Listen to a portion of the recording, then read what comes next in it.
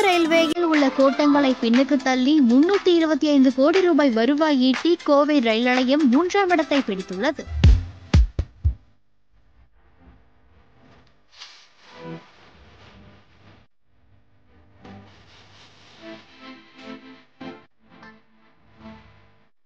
தென்னக ரயில்வேயில் கடந்த நிதியாண்டில் கிடைக்கப்பெற்ற வருவாய் என அடிப்படையில் முதல் 10 இடங்களை பிடித்த ரயில் நிலையங்கள் குறித்து அறிவிப்புகள் வெளியாகியுள்ளது.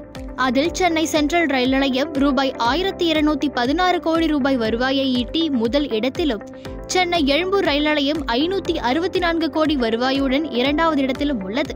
கோயம்புத்தூர் ஜூனியர் ரயில் நிலையம் 365 கோடி ரூபாய் வருவாயை ஈட்டி 3ஆம் இடத்தையும் பிடித்துள்ளது.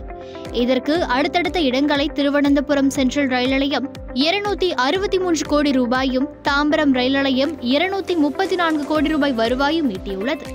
எர்ணாகுளம் 227 கோடி, மதுரை 208 கோடி, கோழிக்கோடு 179 கோடி ரூபாய் என்று வருவாயை ஈட்டியுள்ளது. திருச்சூர் 156 கோடி ரூபாய், திருச்சி 155 கோடி ரூபாய் பெற்று 10ஆம் இடத்தையும் பிடித்துள்ளதாக தெற்கு ரயில்வே வெளியிட்டுள்ள அறிவிப்பில் தெரிவிக்கப்பட்டுள்ளது. இந்த விவரங்களின் அடிப்படையில் கோவை ரயில் நிலையம் 3வது இடத்தை பிடித்துள்ளதால் கோவை என்றால் கெத்து என்ற ஹேஷ்டேக் தற்போது ட்ரெண்ட் ஆகி வருகிறது.